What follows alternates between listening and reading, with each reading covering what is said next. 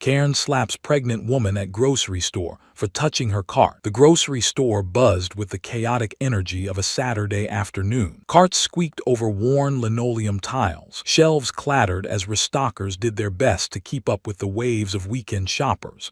And muffled announcements echoed over the intercom, as if trying to compete with the steady hum of conversations, crying toddlers, and the occasional screech of a barcode scanner. Somewhere in the middle of it all was Maya, a visibly pregnant woman in her early 30s, carefully maneuvering a cart that seemed to get heavier with each aisle she crossed. Her other hand rested gently on her swollen belly, her face flushed but determined. It wasn't easy shopping when she was 33 weeks along and everything from her back to her ankles ached constantly. But she insisted on doing it herself while her husband Darren took their toddler Caleb to the other side of the store to grab milk and baby wipes. She wanted to feel capable, useful, normal, even if her body disagreed.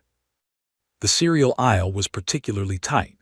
It was one of those older stores where the shelves stood taller than most people, and the aisles barely had room for 2 carts to pass without brushing. She scanned the rows, eyes darting from one colorful box to another, weighing options between whole grain and something Caleb might actually eat. Half a step ahead of her, a woman blocked most of the aisle with an overloaded cart angled awkwardly in the center. She had a sharp bob haircut with chunky blonde highlights, wore oversized sunglasses perched unnecessarily on her head, and was tapping her foot with theatrical impatience as she examined the ingredients of a granola box like it contained nuclear codes. Maya politely cleared her throat once, hoping the woman might move slightly, but there was no reaction. She hesitated, debated turning back or waiting, but eventually decided to ease her cart forward and gently nudged past the corner of the woman's cart, careful not to knock anything. The motion was minor, a soft brush barely noticeable, the kind of contact that happened dozens of times a day in a store like this. But the woman, evidently of the volatile variety, reacted as though Maya had rammed into her with the force of a freight train. She spun around so fast that her sunglasses slipped down her nose and her face twisted into a mask of outrage. "Excuse me, did you just hit my cart?"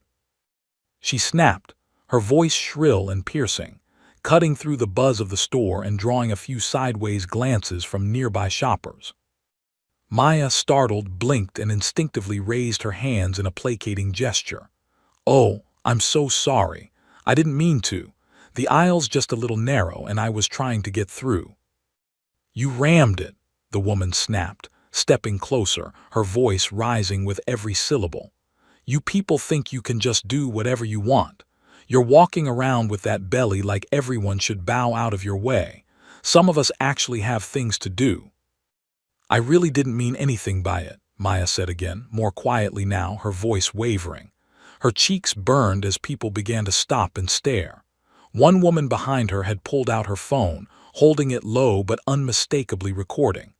Maya hated attention, hated confrontations even more, and she could already feel her heart racing. Not good for the baby. "Please, let's not." Before she could finish the sentence, the woman's hand flew out and slapped her across the face. A gasp went up from everyone nearby. The sound was sharp and shocking, and for a moment the entire aisle fell into a stunned silence. Maya staggered back a step, more from shock than impact, one hand flying to her cheek while the other gripped the cart for balance. Her mind couldn't catch up with what had just happened. Had she really just been slapped, in a grocery store, for brushing past a cart? She was still trying to process it when a new voice cut through the stunned air.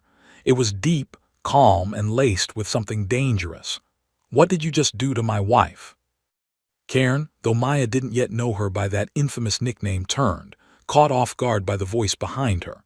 There stood Darren, a tall, broad-shouldered man holding their 2-year-old son Caleb, who had a juice box in one hand and a toy fire truck in the other. Darren's eyes weren't angry in the way people shout and flail when mad. His eyes were cold, dark, and locked on Karen like a predator sizing up a threat. His voice had been soft, almost conversational, but the weight behind it could have split concrete. Karen's mouth opened, then closed again like she was recalibrating her response.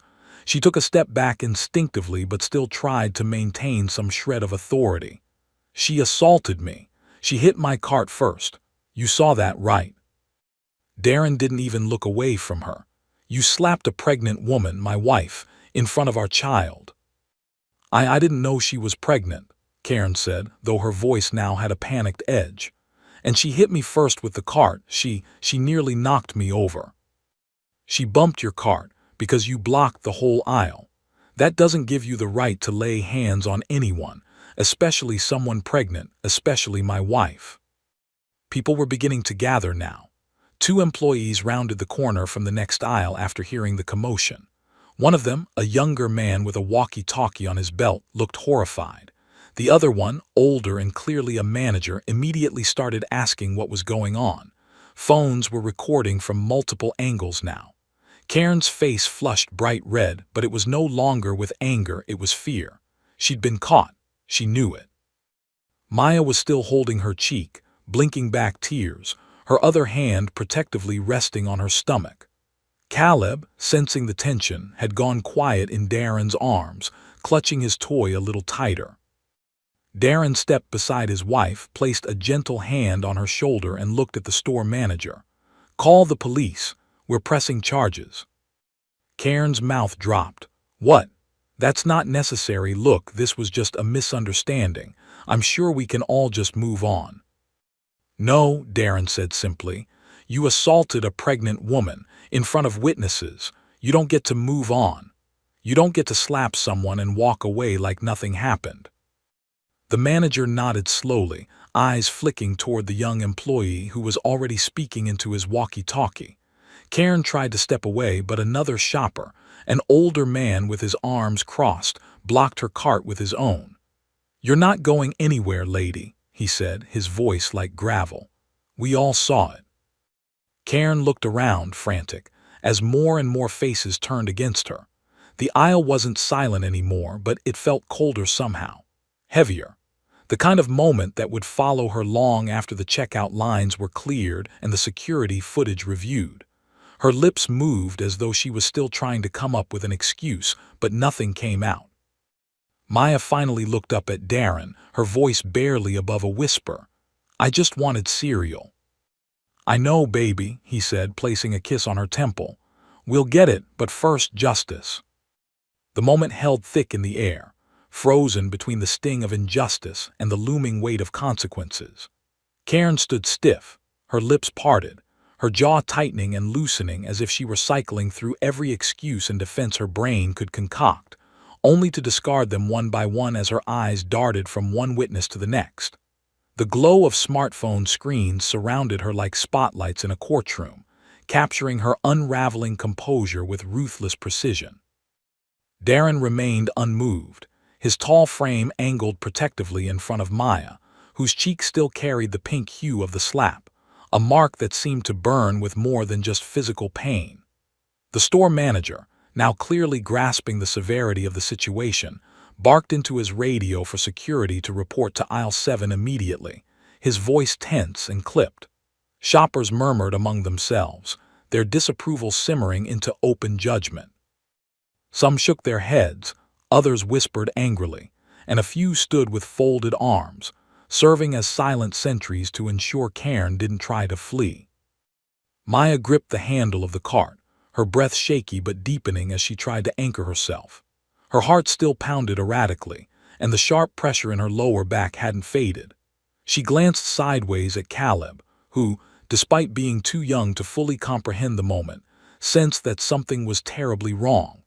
His wide eyes flicked from his mother's pale face to the stranger nearby, and he clung to Darren's shirt with a quiet whimper. Darren gently shifted the boy onto his hip, his movements fluid and composed, though the tension in his jaw betrayed the boiling restraint just beneath his calm exterior. His gaze returned to Karen, who now looked like a cornered animal. The fight had drained from her voice, but her eyes still darted, still hunted for a way out that didn't involve handcuffs or headlines.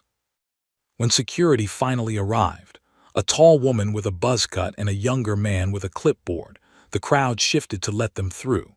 The manager quickly briefed them in hushed tones, gesturing toward Maya, then Darren, then Cairn, then the cluster of bystanders who had witnessed the entire encounter. The buzzcut woman nodded, turned to the group, and said firmly, "We need to separate everyone and take statements. Please remain calm and cooperative. The police have been called." Cairn flinched at the word police and her mouth opened again, this time frantic and desperate. "I didn't mean to hit her. She scared me. She came at me in a tight space. I just reacted." Her voice cracked, the faux victimhood slipping through the brittle cracks of her composure, but it fell on deaf ears. "Ma'am," the security guard interrupted sharply, "we've already reviewed one video. We'll be reviewing the others and turning everything over to the authorities." She pointed toward a teenage girl with red braids who had clearly captured the clearest angle and was now standing with her phone proudly raised like a badge of justice. Cairn stammered again, but Darren, who had until now remained quiet, took a single step forward, not threatening, not aggressive, just purposeful. "You didn't just hit her. You hit a woman who's carrying a child, my child, and then you tried to gaslight her in front of dozens of people." Cairn's face twisted at the word gaslight, and she shook her head vehemently, the last remnants of defiance flaring in a flash of desperation. "No, you don't get to say that. You don't know what it's like being harassed in public. You don't know how many people walk around expecting special treatment." Her voice faltered again, catching in her throat as the circle of silent observers leaned in with visible disdain. The girl with the phone muttered, "Lady, you just slapped a pregnant woman over a shopping cart," loud enough for Cairn to hear. Her cheeks flushed crimson and she stepped backward, bumping into her own cart with a metallic rattle. The male security guard gently placed a hand on Cairn's arm to steady her, but she recoiled, glaring at him like he was part of some grand conspiracy. "Don't touch me. I know my rights. This is all a setup. This is reverse harassment." The manager's eyes widened slightly, and someone from the crowd gave an audible "Oh my God," which made Cairn flinch again. The buzzcut guard exhaled slowly, then spoke into her walkie, confirming the police were en route and advising them to approach from the north entrance due to crowd buildup. She then gestured for Darren and Maya to step aside with her for a more private conversation, giving them a moment of reprieve from the gaping crowd. Maya's knees wobbled slightly as they moved away from the chaos, and Darren instinctively wrapped an arm around her shoulders to steady her. "Breathe, baby," he whispered. "Just keep breathing, I've got you." Maya nodded, but her hand never left her belly, fingers stroking slow circles over the tight fabric of her dress. The buzzcut guard crouched slightly to meet her gaze, her tone softening. "We're going to take care of this. You did nothing wrong. I just need to ask, are you feeling okay physically? Any dizziness, cramps, anything out of the ordinary?"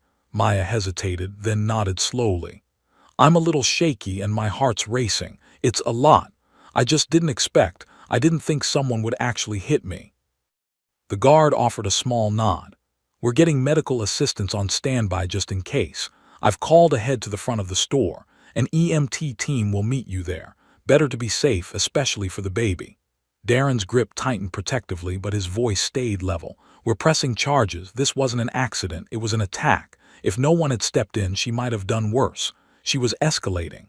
The guard agreed without hesitation. "The store is filing an incident report as well. That woman is being detained until the police arrive. And with this many witnesses, plus the videos, we have a very clear case. You just focus on your wife. We'll handle the rest." Back in the aisle, Cairn was now packing in small circles, muttering to herself. Her earlier bravado fully collapsed into frantic justifications and wild eyes scanning for sympathy she would not find. The store had gone eerily quiet outside of that aisle, as though the drama had rippled through the building, causing everyone to pause mid-shop and listen from behind end caps and cooler doors. As the flashing red and blue lights reflected off the store windows minutes later, signaling the arrival of the police, Cairn's packing stopped. Her shoulders hunched, her hands balled into fists at her sides, and she let out a tiny, almost imperceptible whimper. The security team led Maya and Darren gently toward the front as shoppers parted to let them pass. Some offered words of comfort, others simply nodded in respect. Karen, meanwhile, remained where she was, a once commanding figure now reduced to a cornered shadow, her future uncertain and her pride in tatters. What had started as an ordinary shopping trip had turned into a public unraveling, one that would soon be etched into internet history.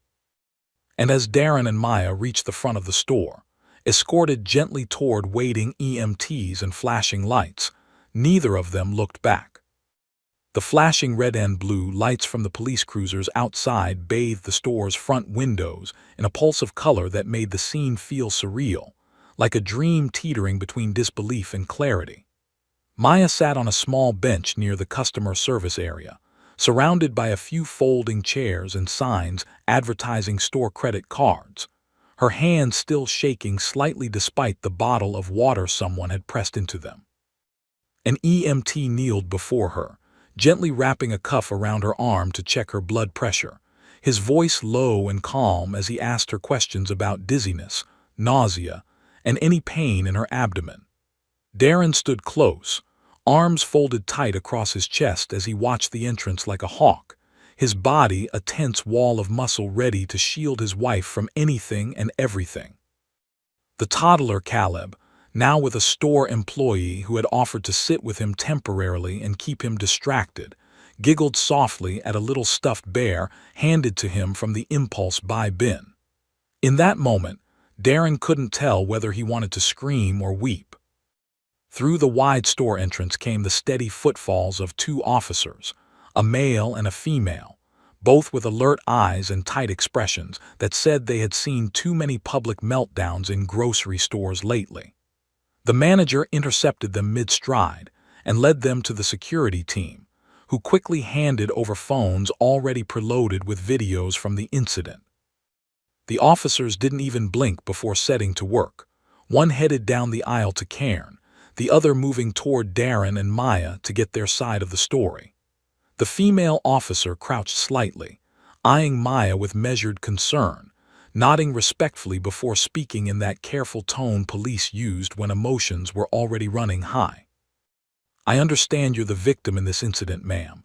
First things first, are you and the baby okay?" Maya nodded faintly, though her voice still carried the tightness of someone barely keeping it together. "I'm just rattled. I'm not used to being hit. I didn't even see it coming." Her voice faltered for a moment, and Darren stepped closer, placing a comforting hand on her shoulder. The officer gave him a small nod and looked down at her notepad. "We have multiple witness statements and several video recordings that all confirm what happened. I need you to tell me your version, just so we have your full statement on file." So Maya recounted everything, from the tight aisle and the blocked cart to the unexpected explosion of rage and the sting of the slap. Her voice trembled at points, especially when she described how stunned she'd been, how quickly things had turned from annoyance to violence, and how surreal it had felt to be hit in such a public space while doing something as mundane as grocery shopping. The officer scribbled notes, occasionally glancing up to nod or offer a few soft words of affirmation. When Maya finished, the officer asked a few clarifying questions and then turned her attention to Darren. "Your name, sir?" "Darren Holloway," he replied, his tone steady but clipped, eyes still sharp with protective fury. "I was only gone a minute to grab milk. When I came back, she was holding her cheek and everyone was frozen like a bomb had gone off. Then I saw that woman, Karen, still yelling, still acting like my wife had done something wrong. She hit a pregnant woman, my wife." "And you didn't physically confront the suspect?" the officer asked carefully, though she already seemed to know the answer. Darren shook his head, jaw clenched. "No, I didn't touch her, I didn't raise my voice, but I made it very clear she wasn't walking away from it. I wasn't going to let her disappear into the crowd and pretend it didn't happen." The officer scribbled a final note and stood upright. "Thank you. That's exactly what we needed. We'll be pressing assault charges on your behalf. You're both handling this with a lot more grace than many people would, especially under stress." Back in aisle 7, Karen was no longer barking denials or spinning tailies of self-defense. Whatever fight she had left had drained out the soles of her feet. The male officer stood beside her, arms crossed as she fumbled through a broken explanation, her voice higher-pitched now, more shrill than furious. She bumped my cart and it startled me. I didn't mean to actually hurt her. I didn't know she was pregnant. I mean, she didn't say anything. She looked fine. Her hands gestured wildly as if sheer movement could justify her actions. The officer, unmoved, kept his voice even. "We've reviewed multiple recordings, ma'am. You escalated the situation. You slapped a woman who also happens to be pregnant in front of witnesses and cameras. That's not self-defense. That's assault." Karen scoffed bitterly, trying to pivot again. "This is ridiculous. I have rights. I don't feel safe here. People are filming me without consent. I'm being harassed. This is targeted. I'm the real victim here." But the officer had heard it all before. Without another word, he pulled a small pair of handcuffs from his belt. "Ma'am, I'm placing you under arrest for assault. You have the right to remain silent." His voice carried calmly over the murmur of bystanders, many of whom stood behind nearby displays pretending to look at paper towels or cereal, but were watching everything unfold. A few people actually clapped, not obnoxiously, but with a kind of slow, righteous satisfaction, like a quiet endorsement that for once, the system worked in real time. Karen's face crumpled as the handcuffs clicked shut. She cried out not in pain but in indignation and twisted in protest. "You can't do this to me. I have a career. I'm on the PTA. I'm a community leader." The officer guided her gently toward the exit, repeating her rights as they walked. "Then you should have thought about that before you struck someone in a public space. Actions have consequences." As she was led out the store's automatic doors, a final wave of camera phones followed her, flashes snapping, eyes judging, whispers trailing behind like smoke. Her cries faded into the blare of the parking lot, swallowed by the buzz of traffic and the slow churn of shoppers returning to their carts. Inside, Maya stood carefully, aided by Darren and the EMT, who gave her the all-clear to go home and rest, with instructions to call her doctor immediately if anything changed. As they made their way out of the store, Caleb now quietly dozing in Darren's arms, several shoppers smiled or nodded at them in passing. One older woman, leaning on a walker, gave Maya a thumbs up and said softly, "Good for you, dear. You didn't deserve any of that." Outside, the air felt different, cooler, clearer, as if the building itself had been holding its breath and finally exhaled. Darren helped Maya into the car, kissed her forehead and strapped Caleb into his car seat. As he rounded the vehicle to get in on the driver's side, he saw the patrol car pulling away from the curb, Karen sitting stiffly in the back seat with her sunglasses now crooked and tears smearing her makeup. For a brief second, their eyes met, but this time she looked away first. Darren didn't smile, didn't gloat. He simply got in the car, started the engine, and drove his family home, leaving the echoes of aisle 7 behind. The drive home was quiet, filled with an electric tension that hummed beneath the surface despite the calmness of the afternoon traffic outside. Maya leaned her head against the window, eyes closed but not sleeping, one hand gently resting on her belly, as if shielding the baby from the lingering weight of what had just happened. Darren kept his eyes on the road, jaw tight, hands gripping the steering wheel just a little too hard. Every so often, he would glance at her through the corner of his eye, searching her face for signs of pain, fear, or anything he could take away from her, anything he could fix.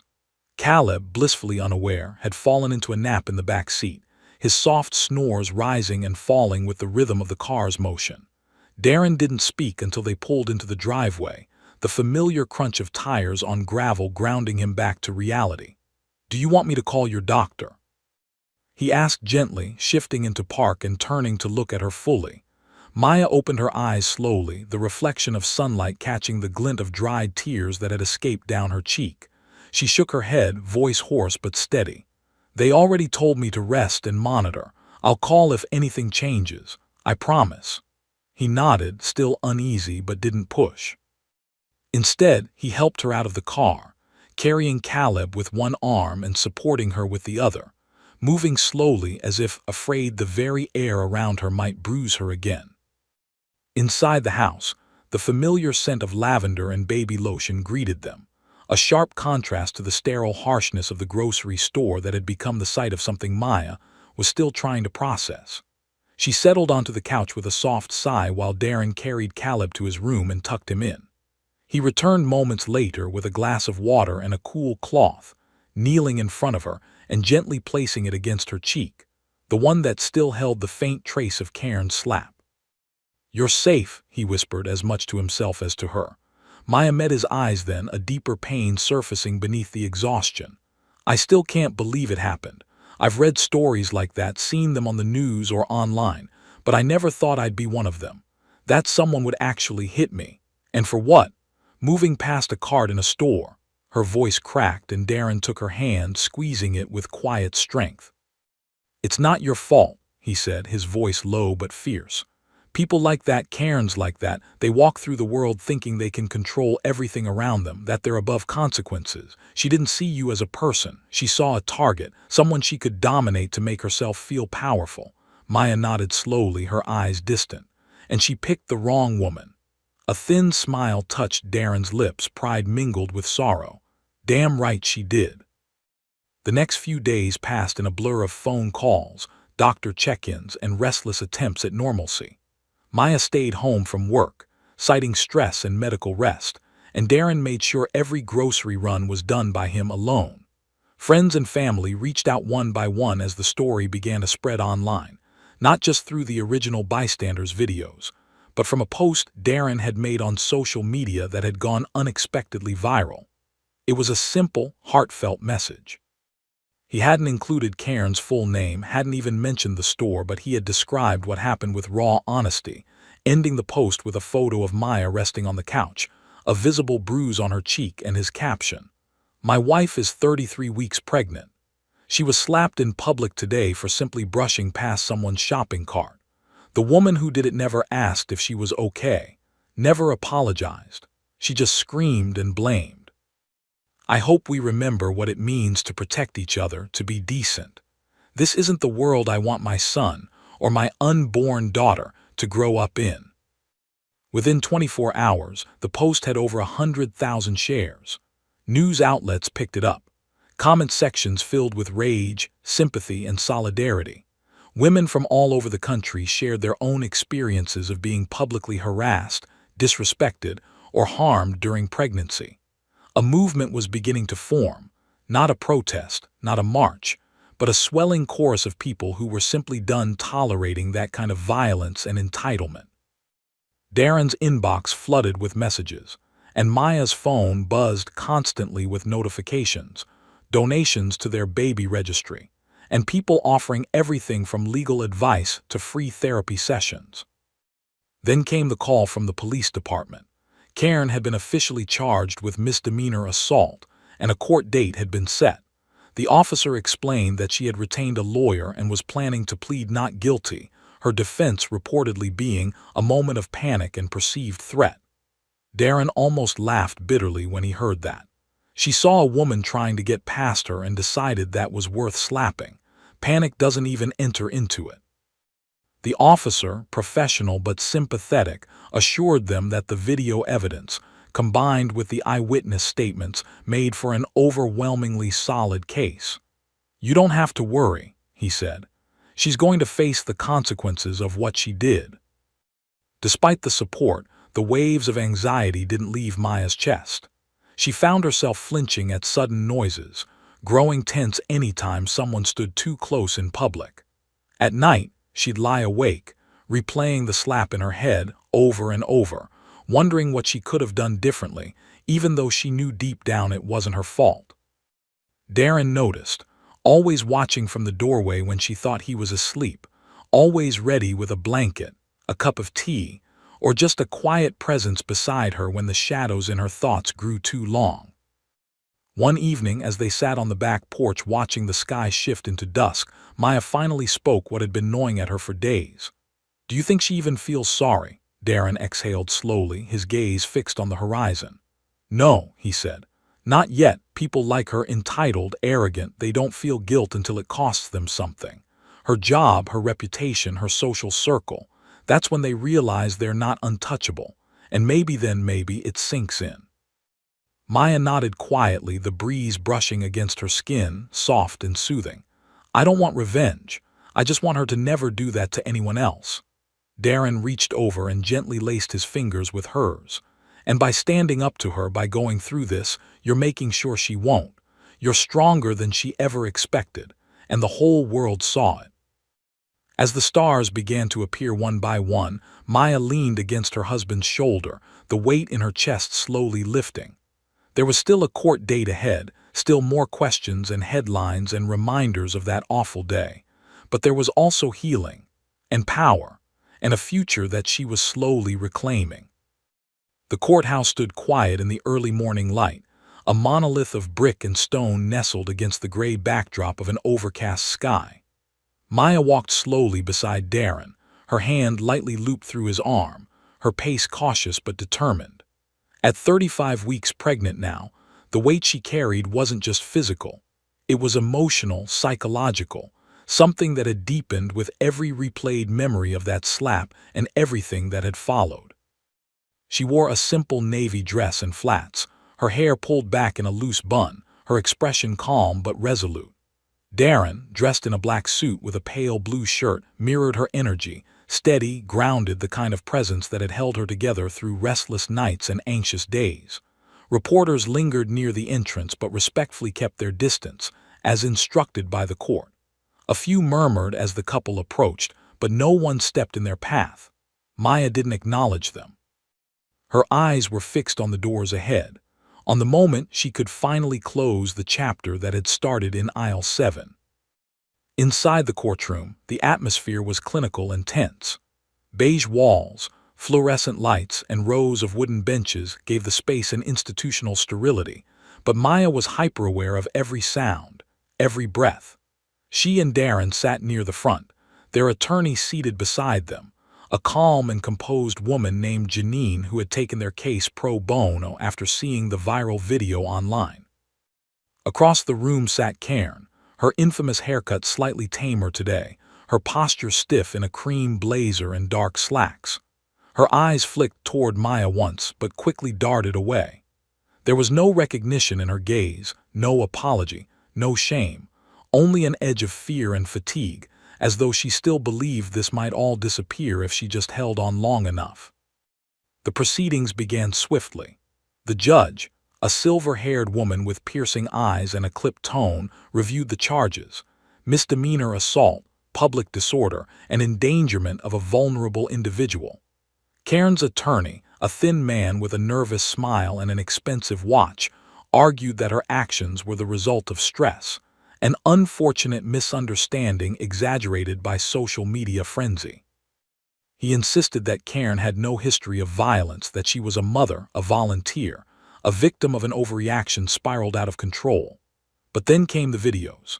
Clip after clip shown on a large screen at the front of the room, Karen shouting, Maya recoiling, the unmistakable sound of the slap, the immediate fallout, Darren's calm fury, the crowd closing in. There was no ambiguity. The courtroom sat in heavy silence as the evidence played, the weight of the truth stripping every layer of doubt away. Maya didn't flinch as she watched. She had seen the video countless times by now, but this time it didn't hit her the same way. This time she wasn't seeing herself as the victim. She was seeing herself as the one who stood back up. When it came time for impact statements, Maya rose slowly to her feet. Darren offered her a final squeeze of the hand, then let go. The judge nodded for her to proceed. Maya stepped forward, her voice clear, her back straight. Your Honor, she began, this didn't happen in a vacuum. It wasn't just a slap. It was a violation of my safety, my dignity, and my child's safety. I didn't yell. I didn't provoke.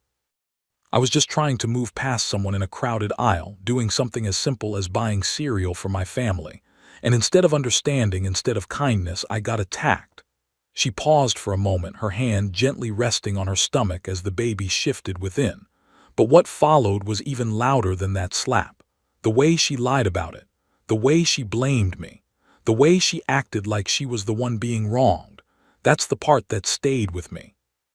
Her gaze flicked briefly toward Karen, who sat frozen, jaw tight. I don't need revenge. I don't even need an apology anymore. What I want is for the court to make it clear that people like her can't just lash out at others and expect the world to look away. Because I won't look away. Not for me. Not for my children. Not for anyone else who's ever been made to feel small or unsafe in a place they should feel secure. She returned to her seat without another word. Darren looked at her like she had just won a war.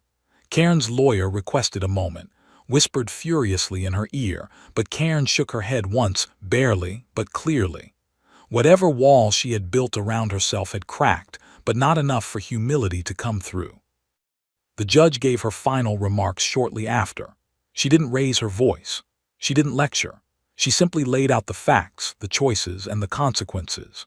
Karen was sentenced to 12 months probation, mandatory anger management classes, 50 hours of community service at a local women's shelter, and a written letter of apology to Maya filed with the court. The judge made it very clear that if Karen violated the terms in any way, jail time would be immediate. Karen sat stiff, unmoving, her hands folded tightly in her lap. No tears, no words, just a shallow, barely perceptible nod, and then it was over. Outside the courtroom, Maya and Darren walked quietly past the gathered reporters. Questions flew, flashes lit up the sidewalk, but they didn't stop. Maya kept her hand on Darren's arm, her pace slow but unshaken. It wasn't until they were in the car, doors closed and windows up, that she finally let out a long, heavy breath and leaned back into the seat. Darren turned to her, his hand finding hers between the seats. "It's done," he said. She nodded, eyes closed. "It's done." The next few weeks passed with a sense of peace that felt earned rather than accidental. Maya's bruise faded completely. The court-required letter from Karen arrived by certified mail, typed, hollow, legally obligated. Maya read it once, folded it, and placed it in the back of a drawer without comment. She didn't need it. The real apology had come from the way the world responded, from the strangers who stood up, the witnesses who spoke out, the people who rallied behind the truth. Her baby girl was born 3 weeks later, healthy and strong, with a loud cry and a full head of hair. They named her Arya, a name that meant melody, because after everything, they wanted something beautiful to sing from all the noise. Life settled into a new rhythm, tiring, chaotic, but joyful. And every time Maya walked through a grocery store, holding her daughter close and pushing a cart through those familiar aisles, she no longer felt that echo of fear. Because she knew, deep in her bones, that she had stood up when it mattered, and she had not stood alone.